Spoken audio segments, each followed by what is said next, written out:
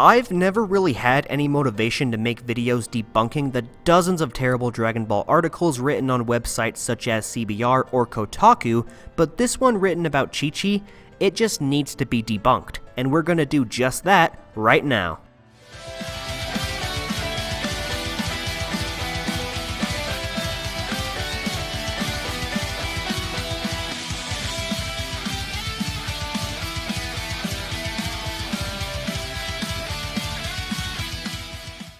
How's it going, everyone? InnovativeJdawg here, and welcome to my very first article debunking video. Like I said before the intro, I've never really gone out of my way to debunk an article.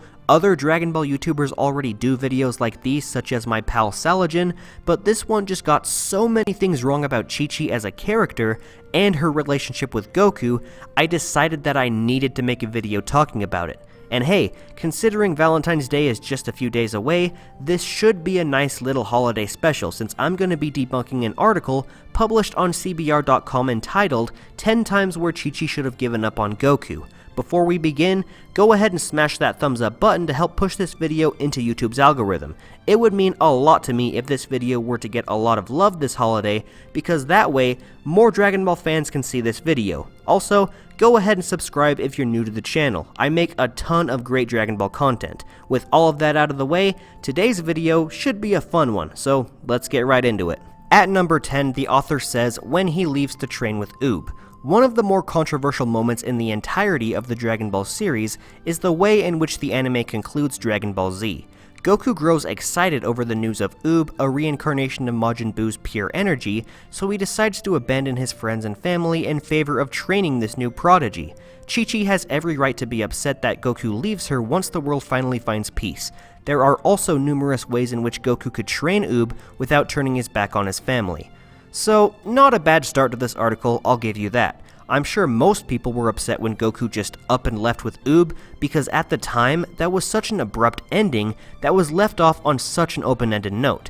I agree that it makes Goku look like a huge jerk for leaving everybody behind for a kid he met that same day, but that's the thing, because DBZ didn't have a glorified ending and was left off in such an open way, we don't know what happened after that, at least canonically.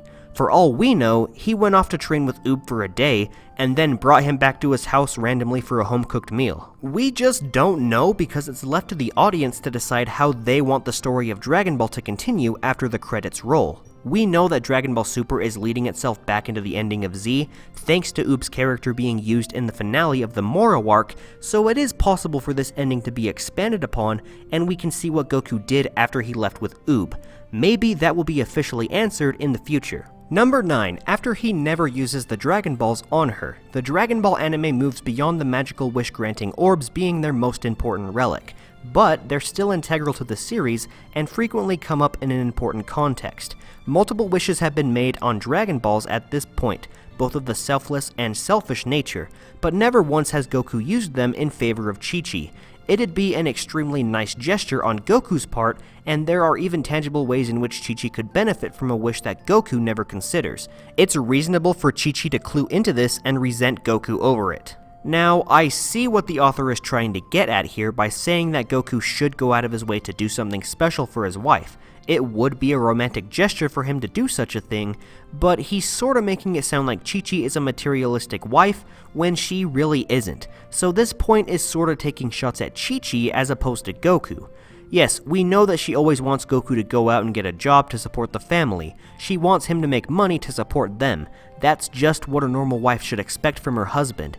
Yet this article is trying to say that if Goku doesn't go off and use magical wish-granting orbs to give her whatever she wants, whether it be a car, a money, or whatever, she's gonna resent him and possibly even leave him. That just isn't who Chi-Chi is. She would love it if Goku did something like this for her, but just because he doesn't, that doesn't mean that she should leave him or even hate him. She loves Goku for who he is, not for what he has and not for what he gives her. That's like if someone in the real world didn't get their wife a super expensive Lamborghini, so they get upset and file a divorce. It just makes Chi-Chi sound terrible. And besides, if you're using GT as a source like you do later on in this article, you may realize that all of these selfish wishes ended up making the Shadow Dragons. So yeah. Number 8. When she finds out he's an alien. The Dragon Ball universe is full of unusual individuals, but it begins as a series that predominantly consists of humans. Dragon Ball Z quickly changes the status quo with the revelation that Goku is actually a member of an alien race known as Saiyans. Chi-Chi and Goku already have a child together at this point, but she could have been able to interpret where her life was headed after this bombshell. Solidarity would be appreciated, but it's clear that Chi-Chi wants a quiet, normal life, and she's not going to get that if she's married to a warring alien species. Once again, this point is taking shots at Chi-Chi and is making her out to be a terrible person. This point would only make sense if Goku actively knew that he was an alien and purposely deceived Chi-Chi into having a kid with him, which is definitely not the case. This wasn't just a bombshell for Chi-Chi to learn that her husband wasn't actually human, but it changed Goku's perceptions on life and who he really was. It hit harder for him than anybody because he was the person who had his world flipped upside down. It may have taken a while to adjust to this news for both Goku and Chi-Chi, but regardless of who or what they were, the two loved each other no matter what, and they had a kid together. Did you just want Chi-Chi to up and take the kid away? Chi-Chi would have been a terrible person if she abandoned him in this moment, because it would have just been her pouring more salt onto an already open wound for Goku. Number 7. The first time that he dies. Dragon Ball is an anime that's full of death and loss, and most of the main characters in the series have died at least once, which even includes Goku.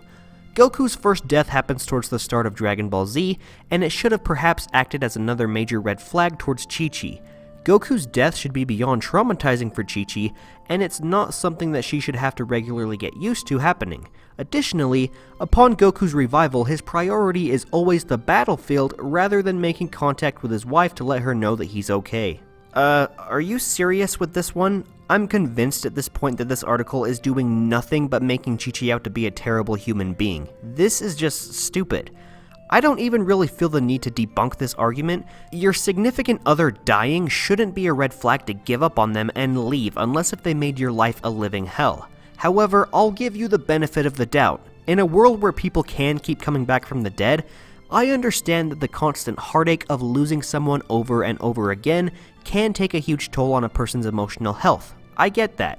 But like I said, this argument is just dumb. Also, you say that Goku's top priority is always the battlefield instead of his wife, and yet you're using his first death as an example with this point. Let me just say that if Goku did come back to life and instead of immediately rushing over to the battle with Nappa, and he decided to pop up next to Chi-Chi and tell her, "Hey, I'm back," their son would have been killed. There's no denying that. Goku had to rush to the battlefield because lives depended on it. His son's life depended on it. I'm certain that if Chi-Chi knew that Gohan's life was in immediate danger, she would have forced Goku to rush over to him instead because the safety of their child comes first. I mean, don't you remember when Vegeta was defeated and Chi-Chi hopped right over Goku's body just to go get Gohan? She wanted to make sure that he was okay before Goku. Number 6. When he pushes Gohan to be his successor. Chi-Chi is frustrated that Goku always chooses battles over romance, but she hopes that she can raise their son Gohan to be a genius with a bright future ahead of him. Chi-Chi makes this clear to Goku, but he continually pushes Goku into a position to be his successor, right down to Goku's death being a major catalyst in his development. Furthermore, Goku entrusts Gohan with Piccolo when he first dies, rather than his own mother. Chi-Chi should have been able to recognize that Gohan was never going to get out of this life with Goku still around. Now, there's a lot to unpack with this argument, so I'm going to try to take it apart one by one. You are correct when you say that Chi-Chi doesn't want her son to live a life of fighting, instead wanting him to study and become a scholar. That is entirely true. However, you're forgetting that even though Goku enjoys fighting and thinks Gohan should as well, he doesn't argue against Chi-Chi's wishes, most of the time. He encourages Gohan to study, and there are times where he specifically states that Gohan should pursue his dream of becoming a scholar. He wants whatever is best for Gohan, and supports whatever decisions his son wants to make. Goku never forces Gohan into becoming a fighter. It just sorta happens after he was kidnapped by Raditz and taken away to train by Piccolo. After the Saiyan saga, when Goku realizes that Gohan has a hidden power inside of him, he wants to help Gohan become acquainted with it so it doesn't go to waste. Goku encourages Gohan to get stronger to not only defend his family for when he's not there, but to achieve the peace he wanted and to chase after the dreams that he had. There's a difference between encouraging Gohan to do something, leaving the decision up for him to make, and forcing him to do something just because you want him to do it. And while we're on the subject, Goku didn't leave Gohan in Piccolo's care when he died. Piccolo just sorta took him and wanted to train him in preparation for the Saiyans.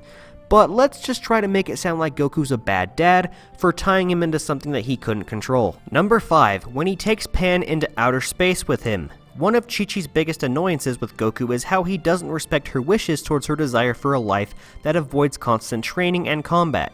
She doesn't get this luxury when it comes to her children, but Goku goes one step further in Dragon Ball GT when he takes Chi-Chi's granddaughter away with him into space. Goku throws Pan into adventure, which arguably changes her trajectory in life. Goku and Chi-Chi are much older at this point, but her frustration over this would be considerable. Alright, so for all of you hardcore Dragon Ball GT fans, I'm looking at you, Sal, if you're watching this. You're probably screaming at your computer or phone screens right about now, and believe me, I'm right there with you. There is one huge issue that automatically debunks this reason, and it just proves that whoever wrote this article didn't watch GT, much less knows that much about Dragon Ball. Goku didn't tell Pan to come with him to outer space. In fact, he said that she was too little to come with on the journey to locate the Black Star Dragon Balls. He was in agreement with his entire family, including Chi-Chi, that Pan shouldn't come with. The only reason why Pan comes with on the adventure is because she sneaks onto the spaceship before Goten, and Goku and Trunks only find her when they're already blasting off, so they had no choice but to bring her with. It wasn't Goku's choice to bring her with, it was Pan's. Number 4, when he admits he's never kissed her before. One of the trademarks of Goku's character is that he's an endlessly naive character that still seems to mentally be at the level of a child in most areas other than combat. Goku's purity is endearing to a certain extent, but even Vegeta freaks out when Goku admits that he hasn't kissed Chi-Chi and doesn't understand the concept. This doesn't make a ton of sense, but if Goku is to be trusted here, then it seems like his relationship with Chi-Chi is void of physical intimacy, which is something that everybody needs. If I'm thinking about the scene that I think you're thinking about, are people still arguing about this? I swear Senzu Beans caused most of the drama seen in Dragon Ball. If you think Goku admitted that he never kissed Chi-Chi, you need to go back and rewatch Dragon Ball Super. More specifically, the Goku Black arc where this moment was taken out of context. Goku is a naive, unaware, and oftentimes stupid character, but he's not clueless. He knows what kissing is, and of course he's kissed his wife. They have 2 children together. People just forget the context behind this argument, which is that Goku watched future Trunks chew up a senzu bean and mouth feed it to future Mai because she was unconscious and she couldn't chew for herself. People take this out of context because Goku has never seen anybody give a senzu bean mouth to mouth, he never directly said anything about kissing, he was confused about Trunks' method of giving Mai a senzu. It was just a silly little joke blown out of proportion because of Vegeta's brash assumptions when this situation happened. Number 3, the first time that Goten enters the World Martial Arts Tournament. Chi-Chi once again gets optimistic about the future of her family when she has her second child, Goten. Chi-Chi wants to steer Goten in a different direction than Gohan, but Goku basically guarantees the opposite with how he puts combat on a pedestal for his youngest son.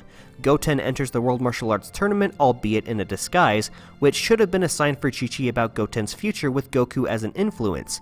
Goten is still very young, but it seems like he's already turned his back on studying in favor of fighting. Come on, man, are you even trying with this article anymore? First of all, Goku was dead and didn't even meet Goten until the day of the World Martial Arts Tournament, so his influence on Goten was next to none. Chi-Chi and Gohan were the people who decided to train him in martial arts, and when it's revealed that Goku is going to be coming back for the tournament, she not only gets excited that both Goku and Gohan can compete and win the prize money, but she encourages Goten to come along so that he can meet his father for the first time. There's nothing to indicate that Chi-Chi was against Goku, Gohan, or even Goten participating in the tournament because she was so accepting of how strong they all were at this point, and because of how peaceful the world was, there wasn't any cause for concern at this point, so this argument just feels like you're grasping at straws. Number 2, his avoidance of housework and laziness. Chi-Chi sometimes gets a bad reputation among fans, but her requests really aren't that unreasonable. Goku is often away and frequently puts his life on the line. All that Chi-Chi asks for is that housework and chores get done, as well as having some savings to live off of. Goku has won prize money from tournaments, but it somehow never seems to last. He's also shown slacking off, and actively is looking for excuses to escape from his obligations or lie to Chi-Chi over what he's doing. It's arguably done for the greater good, but Chi-Chi still deserves better. Just like your point with Oob, this is one of your better arguments throughout this article. I see what you're doing, you're saving the best for the start and the end of the article, eh? Like I said before, it's understandable for Chi-Chi to want a husband who takes the time to support their family. Going out and getting a job, getting a car, making a stable income, that is just what any other wife should expect from her partner. But you have to keep in mind that Goku does provide for her, and you even listed off several of those reasons how. He's not rich like Bulma or anything, who for the record could also be helping Goku out financially from time to time, but Goku definitely has won prize money from the tournaments, and while that does have a limit, you can make a lot of zenny from winning one of those. He listens to everything she says, and every single time she's asked him to do something, he has gone out and done it. It may not be a constant thing, but Goku has displayed that he's capable of being a supportive husband. I mean, we see him working as a farmer quite often, so that has to be bringing in quite a bit of revenue for the Sun household from time to time, especially with the location that they live in. We just don't see Goku go out and do daily jobs because, keep in mind, this is a cartoon and most people only care about the fighting or the comedy. They don't want to see Goku working a 9-to-5 job. At least 99% of the fans don't. And at number 1, the author says when he's turned into a child. Dragon Ball GT takes some radical swings for a Dragon Ball Z sequel series. Dragon Ball GT initially tries to recreate the original Dragon Ball series' energy and goes so far as to have Goku get turned back into a child.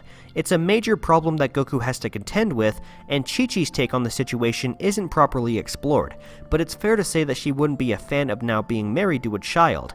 Goku's transformation also coincides with his exodus in space, which would make it a clean point for Chi-Chi to break ties. Alright, you're right, no woman in her late 40s would want people to think that she married a child. There's a whole bunch of issues that come about just from that. But keep in mind that she and Goku have been married for several decades at this point, and they live in a crazy magical world where Dragon Balls do exist and can easily undo this wish. She wouldn't just leave him for a mistake like this, especially after having such a long history with him. It would be weird, yeah, but it doesn't take long for Goku to go off on a journey to go and undo this wish, so right from the get-go, she knew that Goku wasn't going to stay this way forever.